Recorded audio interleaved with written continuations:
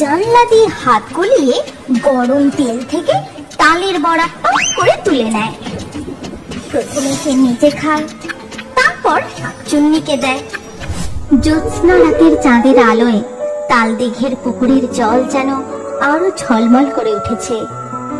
গভীর রাত, চারিদিক নিস্তব্ধ, শোনা যাচ্ছে শুধু ঝিঝি পোকার ডাক, আর সাথে সাথে ধূপ ধাপ করে তাল পড়ার শব্দ।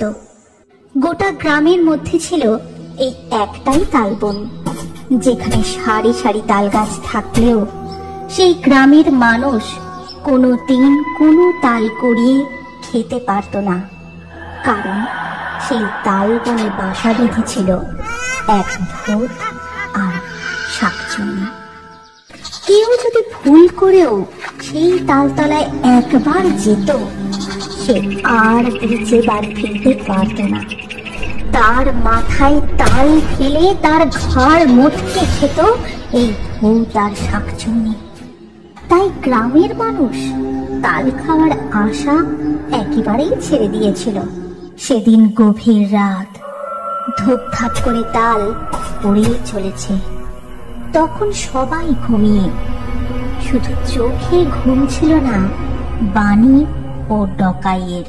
দিদি, ওই দিদি, শুনতে পাচ্ছিস তাল বনে কত ধূপধাপ করে তাল পড়ছে?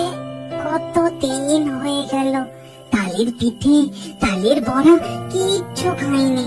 চল না দিদি, আমরা গিয়ে কিছু তাল কুড়িয়ে আনি। মা তো ঘুমোচ্ছে, কিছু বুঝতে পারবে না। চল না, মা ওঠার আগে আমরা চলে আসবো। তুই কি পাগল হয়েছিস ভাই? জানিস না ওই তালবনে ভূত থাকে, যে একবার যায় তার ঘাড় মোটকে রক্ত চুষে খায়। ওই ভূত? ওরে বাবা, না না, আমি যাব না, আর তোকেও যেতে দেব না। তার থেকে চুপচাপ ঘুমিয়ে পড় বলছি। আরে বাবা, ভূতেদেরও তো ঘুম পায় নাকি? এত রাতে ওরাও মনে হয় ঘুমোচ্ছে। তুই চল তো, কিচ্ছু হবে না। এই বলে ডকাই তার দিদি বানিকে নিয়ে তাল বনের দিকে যায়। তাদের মা তখন ঘুমিয়ে কিচ্ছুটি টের পায় না। আর এদিকে দেখো গিন্নি, কত তাল পড়েছে। কতদিন হয়ে গেল তালের বড়া, তালের পিঠে কিছুই খাইনি। তুমি তো মাঝে মাঝে এসব বানাতে পারো নাকি? সেই কবে তো পরে ভূত হয়েছে, এখনো এটা জানো না ভূতেরা কি আগুন জ্বালাতে পারে যে তোমাকে আমি তালের বড়া ভেজে খাওয়াবো? ওসব আর খেতে হবে না, এই কাঁচা তাল খেয়ে তোমার মনের স্বাদ মেটাও। তুমি রাগ করছো কেন? আরে ওগুলো কারা? দেখো তো গিন্নি, কারা যেন হেঁটে এদিকে আসছে বলে মনে হচ্ছে।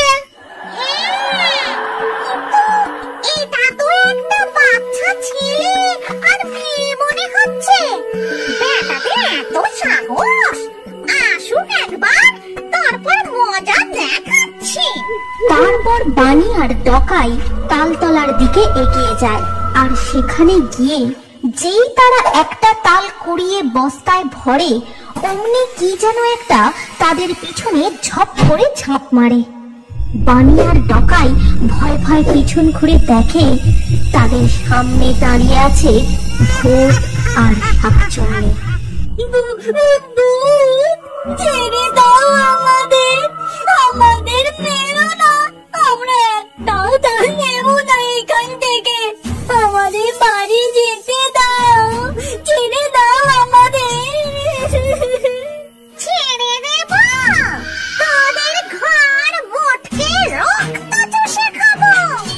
যেখানে গ্রামের কোনো মানুষ থাকতে ভয় পায়, আর তোরা বেটা চুনোপুটি রাতের বেলা এখানে তাল কুড়োতে এসেছিস।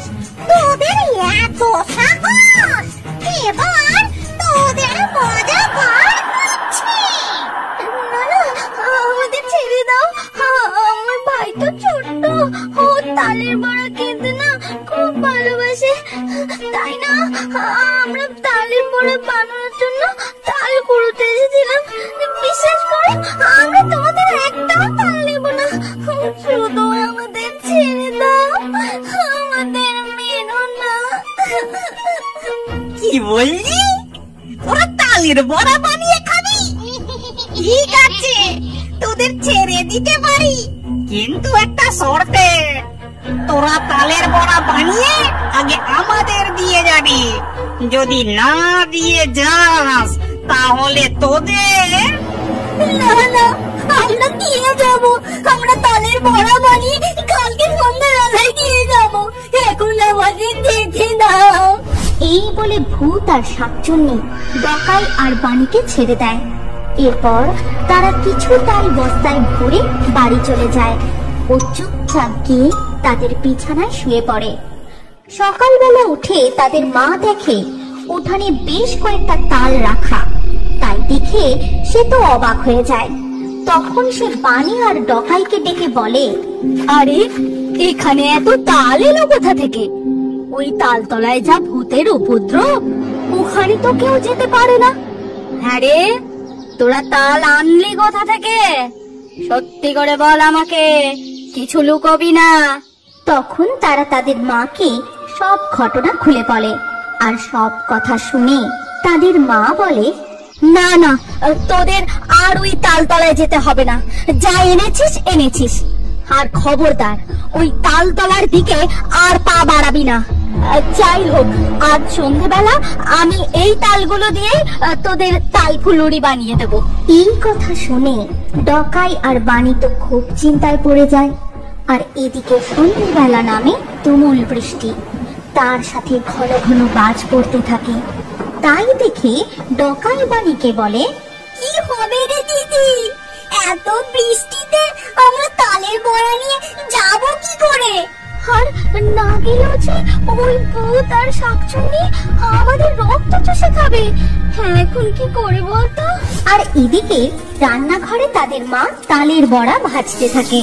আর সেই গন্ধে গোটা গ্রাম একেবারে ম ম করে। সেই তালের বড়ার গন্ধ গিয়ে পৌঁছায় ভূত আর শাকচুন্নির নাকে। তখন তারা বলে, কি সুবাস! তালের বড়ার গন্ধে আমার জিভ থেকে তো টস টস করে জল পড়ছে। ওই দুষ্টু পাজি ছেলে মেয়েগুলো তো আর তালের বড়া নিয়ে এলো না। বেটা দুটোকে একবার হাতে পাই, তারপরে মজা দেখাবো। চলো না গিন্নি, গন্ধটা কোথা থেকে আসছে একটু যাই।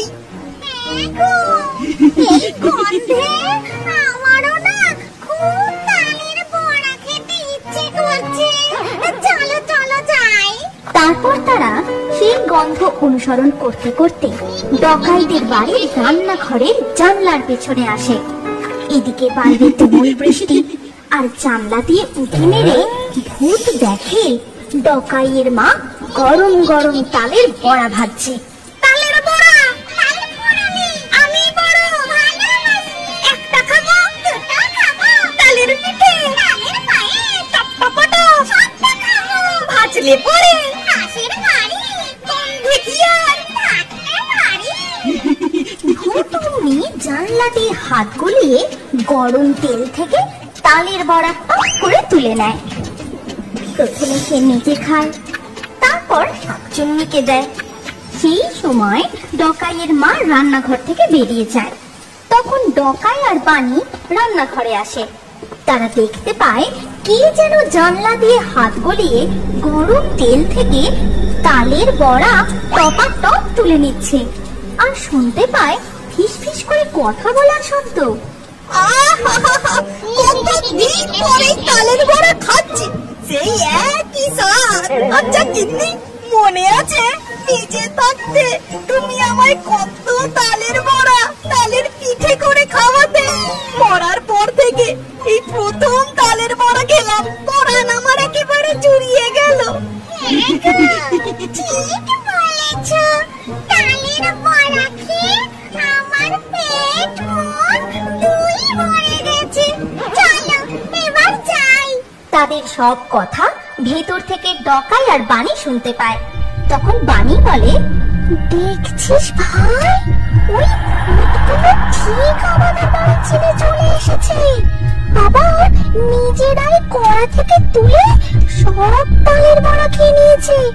বাইরে তো এখন বৃষ্টি থেমে গেছে। আছে, চল আর যে কটা তালের বড়া রয়েছে না ওগুলো দিয়ে আসি, না হলে যদি সত্যি সত্যি ঘর মুটকে দেয়। এই বলে বানি আর ডকাই যে কটা তালের বড়া ছিল সেগুলো কোচরে বেঁধে নিয়ে তাদের মায়ের চোখে ফাঁকি দিয়ে ওই তালের বনের দিকে যায়। তাল বনে ডকাই আর বানিকে আবার আসতে দেখে ভূত বলে, ওই বেটারা আবার আসছে, কই হাতে তো তালের বড়া দেখতে পাচ্ছি না, আমাদের সাথে চালাকি। তারপর তারা তালবনে আসতে ভূত অমনি তার হাত বাড়িয়ে ডকাইয়ের ঘাড় ধরে উপরে তুলে নেয়।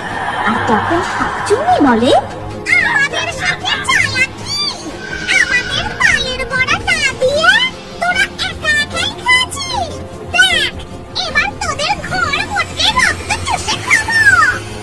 না না, আমার ভাইকে ছেড়ে দাও, এই নাও আমরা এনেছি তোমাদের জন্য তালের বড়া এনেছি।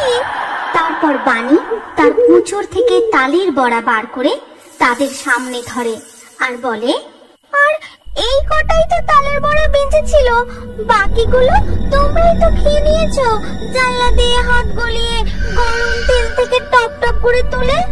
আমরা এখনো একটাও তালের বড়া খাইনি, বাকিগুলো যা ছিল তোমাদের জন্যই এনেছি, এই নাও এবার আমার ভাইকে ছেড়ে দাও। ভূত তখন ডকাইকে নিচে নামিয়ে দেয় আর বলে, ওটা তোদের বাড়ি ছিল? আহা, ওই তালের বড়ার কি স্বাদ!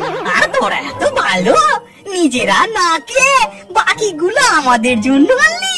এমন সুস্বাদু তালের বড়া খাওয়ালে কি তোদের আর মারতে পারি? যা যা, তোদেরকে ছেড়ে দিলাম। আর শোন, আজকের পর থেকে তোরা এই তাল বাগানে তাল কুড়োতে আসতে পারিস, আমরা তোদের কিচ্ছু করব না। কিন্তু হ্যাঁ, একটা শর্তে, তোরা যখনই তালের পিঠে বা তালের বড়া বানাবি তখনই কিন্তু আমাদের দিয়ে যেতে হবে, মনে থাকবে তো? হ্যাঁ হ্যাঁ শাকচুন্নি কাকি, ঠিক মনে থাকবে। তারপর ডকাই আর বানি সেখান থেকে চলে যায় আর তাদের মাকে গিয়ে সব ঘটনা খুলে বলে। এরপর থেকে তারা নির্দ্বিধায় তাল বনে তাল কুড়োতে যায় আর সেই তালের নানান রকম পিঠে পুলি বড়া বানিয়ে নিজেরাও খায় আর ভূতেদেরও খাওয়ায়। আর কিছু তাল তারা দুই ভাই বোনে গিয়ে গ্রামের বাজারে বিক্রি করে।